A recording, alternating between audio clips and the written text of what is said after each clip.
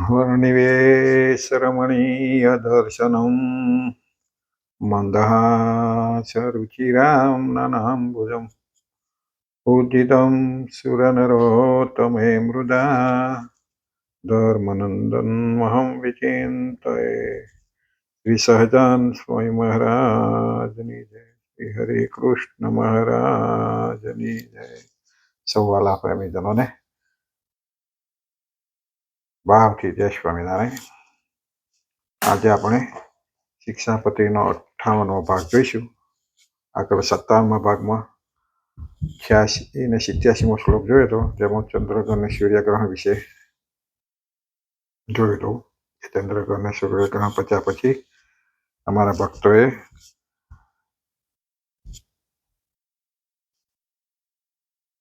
સામર્થ્ય પ્રમાણે દાન કરવું, ત્યાગ અને ત્યાગી મને ભગવાનની પૂજા કરવી, આવું આપણે છેલ્લે જોયું હતું।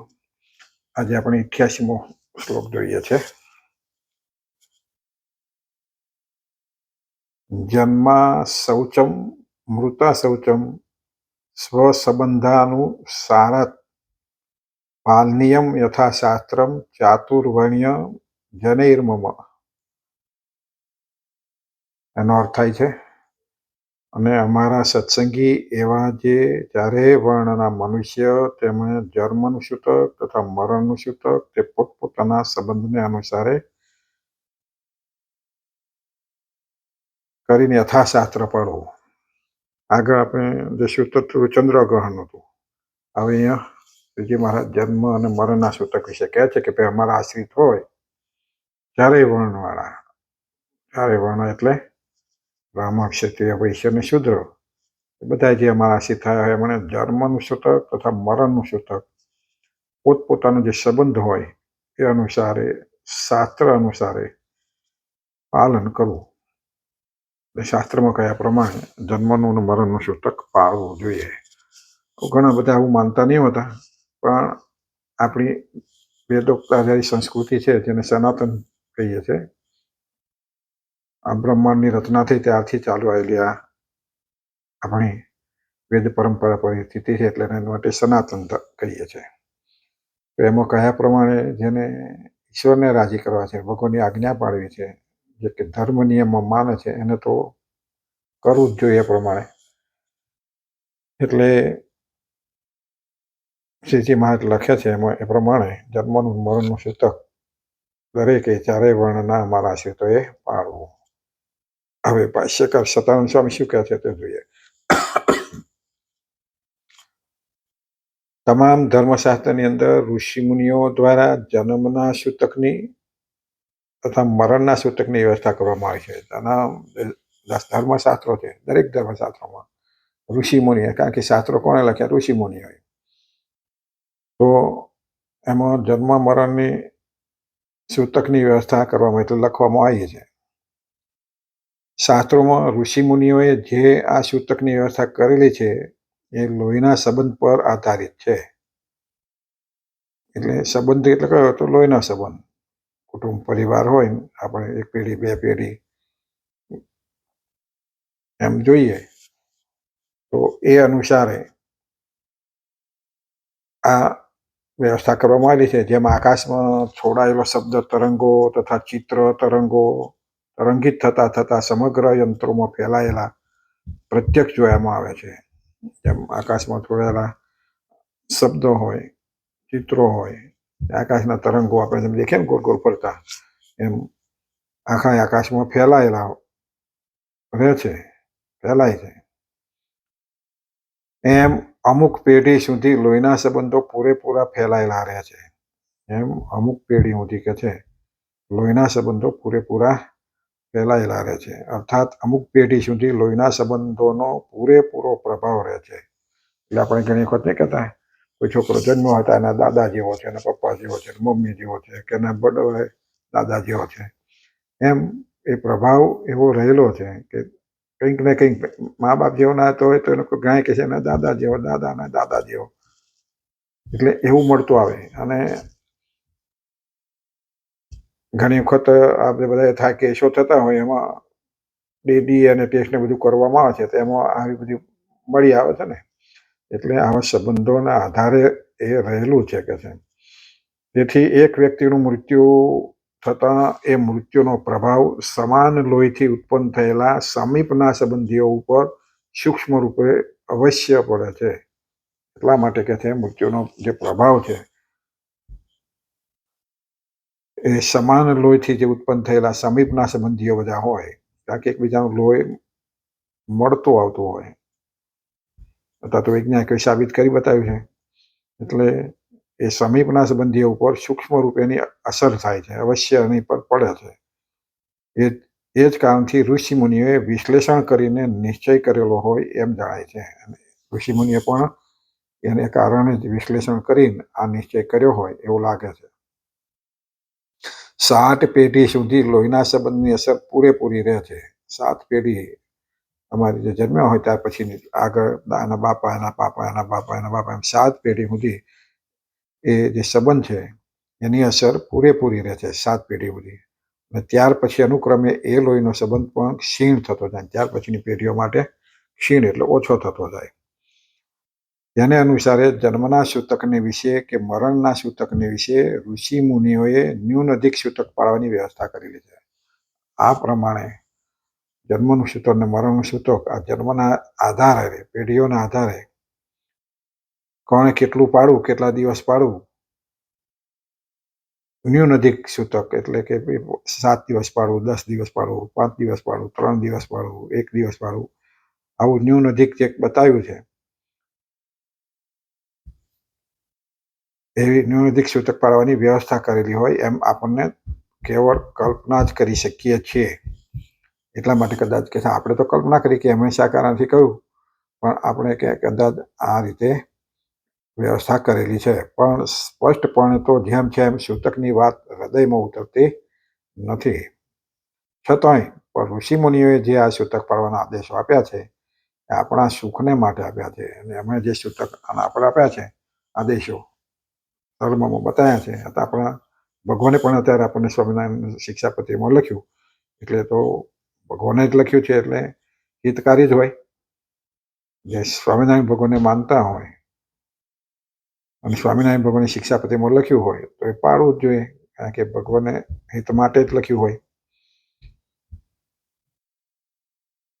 આપણા સુખને માટે આપ્યા છે, પણ આપણને હેરાન કરવા તો નથી જ આપ્યા ને, હેરાન કરવા માટે થોડા આપ્યા ને.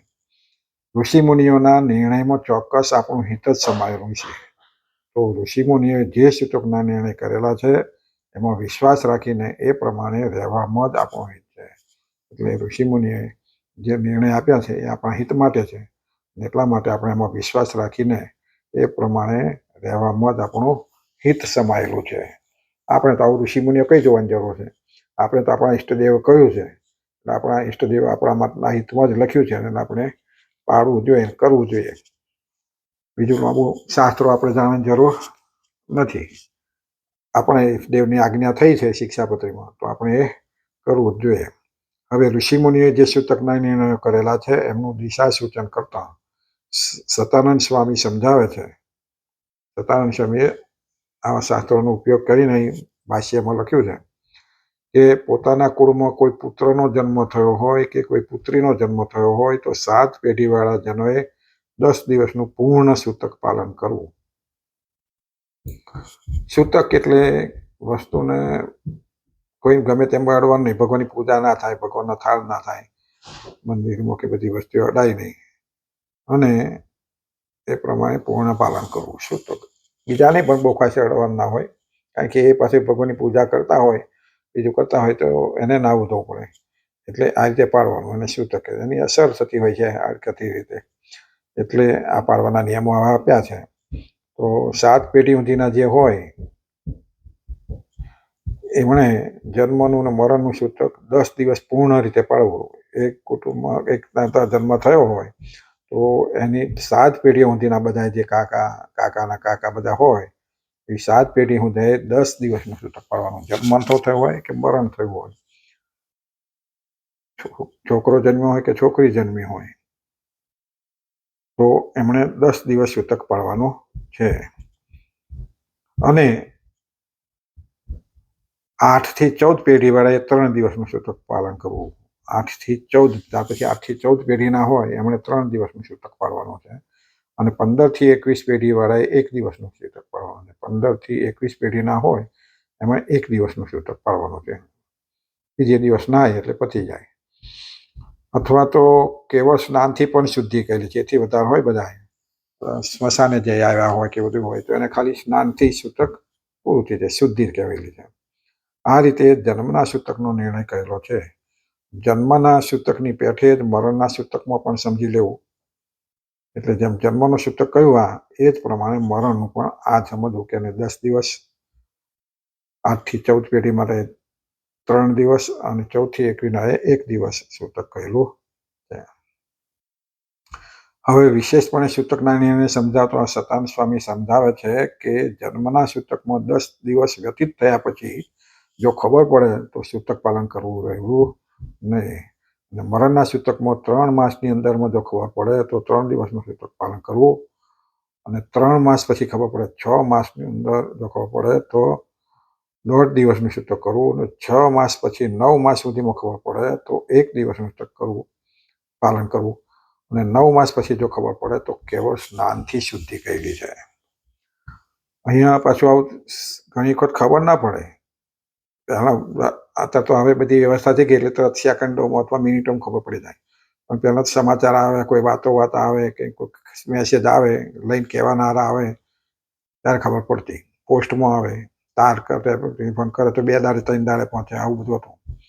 તો કે છે જન્મનું સૂતક હોય, જન્મના સૂતકમાં 10 દિવસ વ્યતીત થઈ ગયા પછી તમને ખબર પડે બાળકનો જન્મ થયો, અને એમ ખબર પડે કે આપણા કુટુંબમાં, આપણા ઘરમાં બાળકનો જન્મ થયો છે, 10 દાડા પછી ખબર પડી તો કે છે સૂતક પાડવાનું રહેતું નથી, એમાં નહીં લીધું એટલે પતી ગયું. એવી રીતે જન્મનું 10 દિવસ પછી ખબર પડે એટલે એને પાડવાનું રહેતું નહીં, પણ મરણના સૂતકમાં કહ્યું,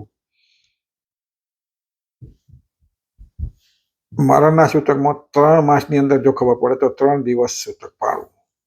3 મહિના પતી ગયા પછી મરણની ખબર પડે કે મરી ગયા છે અને આપણા કુટુંબમાં છે કે આટલી પેઢીના દૂરના છે, તો એને 3 દિવસનું સૂતક પાલન કરવું, અને 3 માસથી 6 માસની અંદર ખબર પડે તો એને 1.5 દિવસનું સૂતક પાલન કરવું, અને 6 માસથી 9 દિવસમાં સૂતક ખબર પડે તો 1 દિવસનું પાલન કરવું, અને 9 માસથી ઉપર જો ખબર પડે 9 માસ પછી તો સ્નાનથી શુદ્ધિ થાય છે.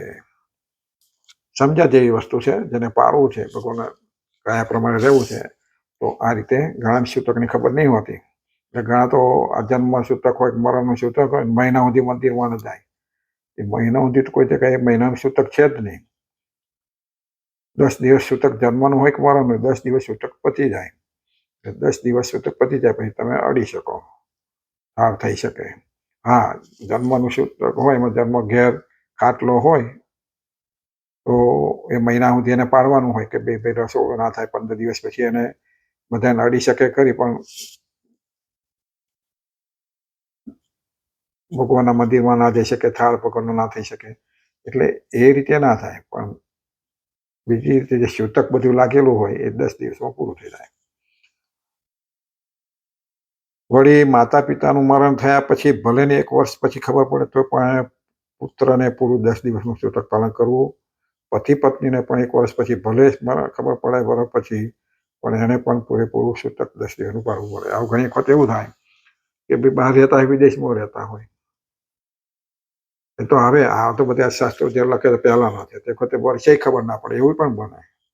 બહાર ગયા અને આપણે જાણીએ છીએ કે ભાઈ ગયા છે, પછી કોઈ બહારથી આવ્યા ખબર પડે વર્ષ 2 વર્ષ પછી કે ભાઈ તમારા છોકરા આ રીતે થતું હતું ને આવું ભૂલી ગયા, તો બીજા સમાચાર ના હતા, તો આ બધું કઈ હતું.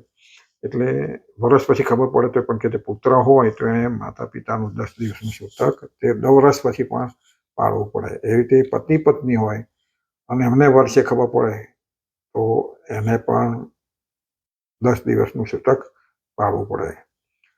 હવે એક જન્મનું સૂતક ચાલતું હોય અને વચ્ચે બીજો જો જન્મનું સૂતક આવે તો પૂર્વના સૂતકની સાથે જ પાટલું ઉતરી જાય છે. દાખલા તરીકે ઘરમાં એક પુત્ર પુત્રીનો કોઈનો જન્મ થયો ચાલે છે, કોઈ ઘરમાં બીજું જ કોઈ પુત્ર પુત્રી હોય એને કોઈ જન્મ થયો તો બીજું હજુ 10 દિવસ પૂરા નહીં થયા અને 4 દિવસ કે 6 દિવસ કે 8 દિવસ પછી જન્મ થયો તો સૂતક ચાલુ તો આ બીજું આવ્યું, એટલે બીજા 10 દિવસ પાડવાની જરૂર નથી, કે પહેલું જે સૂતક 10 દિવસનું પૂરું થાય એના ભેગું એનું 10 દિવસનું સૂતક પૂરું થઈ જાય છે, એટલે ફરીથી પાડવાનું રહેતું નથી. એ રીતે મરણનું સૂતક ચાલતું હોય ને વચ્ચે તો બીજું મરણ સૂતક જો આવે તો પૂર્વના મરણના સૂતકની સાથે જ પાછલું મરણનું સૂતક ઉતરી જાય છે.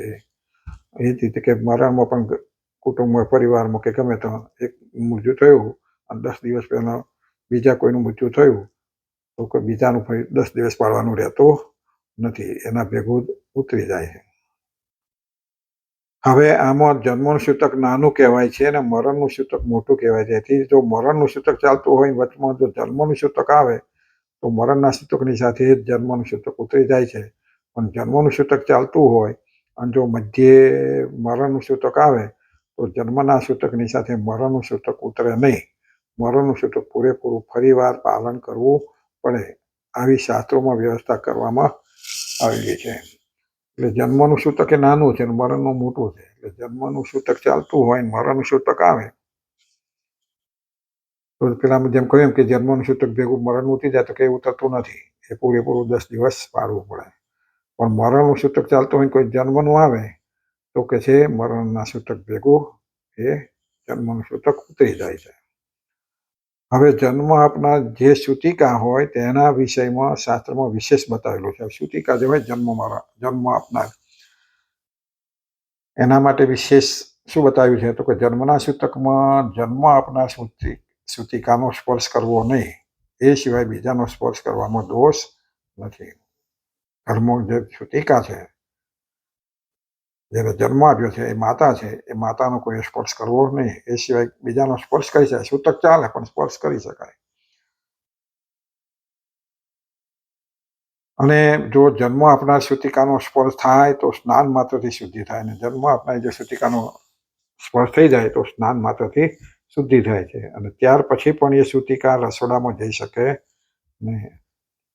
જન્મ આપેલી સૂતિકા સ્નાન માત્રથી શુદ્ધ થાય છે. વળી જન્મ આપનાર સૂતિકા 10મે દિવસે સ્નાન કરીને શુદ્ધ થાય છે.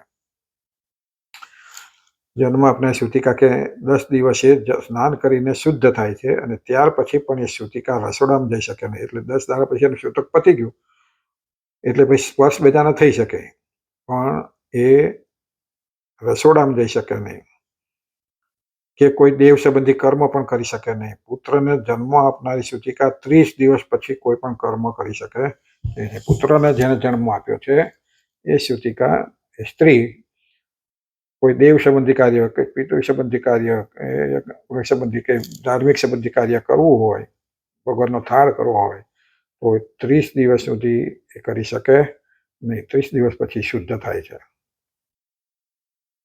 અને કન્યાને જન્મ આપનારી સૂતિકા 40 દિવસ પછી કોઈ પણ કર્મ કરી શકે છે. અને કન્યાને જો પુત્રીને જન્મ આપ્યો હોય તો એ સૂતિકા 40 દિવસ પછી રસોડામાં અથવા તો કોઈ પણ કાર્ય કરવા જઈ શકે છે. 10 દિવસે સૂતક પતી જાય છે એટલે અડી શકે ખરી, પણ કોઈ આવું કાર્ય કરવા માટે એની થતી નથી. 40 દિવસ પછી એ કર્મ કરી શકે છે. હવે દાંત ઉગ્યા પહેલા જો બાળકનું મૃત્યુ થઈ જાય તો સ્નાન માત્રથી શુદ્ધિ થઈ જાય છે. બાળક જન્મે અને 2-4 મહિનાનું થાય પણ જેને દાંત ના ઉગ્યા હોય અને પહેલા એનું મૃત્યુ થઈ જાય તો એને સ્નાન માત્રથી શુદ્ધિ થઈ જાય છે. એને 10 દિવસનું સૂતક પાડવું પડતું નથી, તો સ્નાન માત્રથી શુદ્ધિ થાય. દાંત ઉગી ગયા પછી પણ ગર્ભના કેસ હજુ ઉતરાવ્યા ન હોય, તેથી પહેલા જો બાળકનું મૃત્યુ પામે તો 1 દિવસનું સૂતક પાલન કરવું. અને દાંત ઉગ્યાથી મળીને પછી ગર્ભના કેસ જ્યાં સુધી ના ઉતરાવે એટલે જ્યાં સુધી ચૌલ ક્રિયા ન કરે ત્યાં સુધીમાં કે એનું મૃત્યુ થાય તો એને 1 દિવસનું સૂતકનું પાલન કરવું. ગર્ભના કેસ ઉતરાવી નાખ્યા પછી હજુ યજ્ઞોપવિત સંસ્કાર થયો ન હોય એ પહેલા જો બાળકનું મૃત્યુ થાય તો 3 દિવસનું સૂતક પાડવું. અને યજ્ઞોપવિત સુધી જો પહેલા મૃત્યુ થઈ જાય તો એને 3 દિવસનું સૂતક પાડવું. અને યજ્ઞોપવિત ધારણ કર્યા પછી 8 વર્ષ પછી, અત્યારે તો યજ્ઞોપવિત બધા નહીં ધારતા, ટૂંકમાં એમ કે 8 વર્ષ પછી જો બાળક મૃત્યુ પામે તો પૂરું 10 દિવસનું સૂતક પાલન કરવું. આ રીતે શાસ્ત્રોમાં વ્યવસ્થા બતાવેલી છે.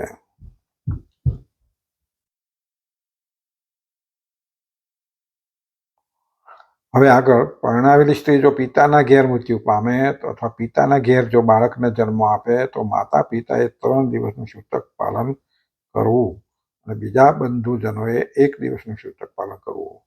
પરણેલી સ્ત્રી હોય અને જો પોતાના પિતાના ઘેર મૃત્યુ પામે અથવા પિતાના ઘેર કોઈ બાળકને જન્મ એટલે કે પિયરમાં જન્મ આપે ને તો માતા પિતાએ 3 દિવસનું સૂતક પાલન કરવું અને બીજા બંધુજનોએ 1 દિવસનું સૂતક પાલન કરવું.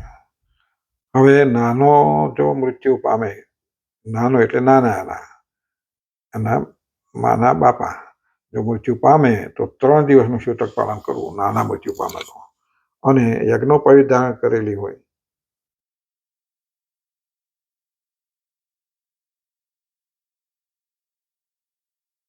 ધારણ કરેલી હોય એવા દીકરીના દીકરા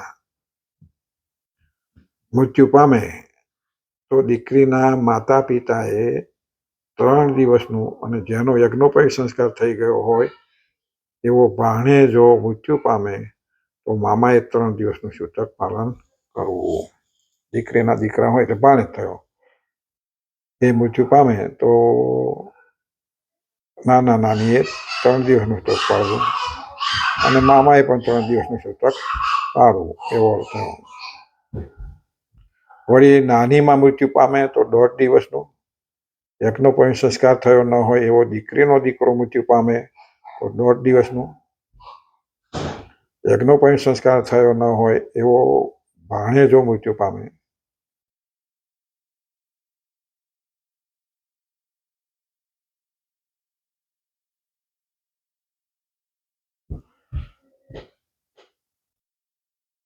દોઢ દિવસનું અને સાસુ કે સસરો મૃત્યુ પામે તો 1.5 દિવસનું, બહેન મૃત્યુ પામે તો પણ 1.5 દિવસનું સૂતક કહેલું છે. ભાઈ મામી મામો કે માસી મૃત્યુ પામે તો 1.5 દિવસનું, પોતાનો કોઈ પણ ગાઢ મિત્ર મરણ પામે તો 1.5 દિવસનું સૂતક પાલન કરવું.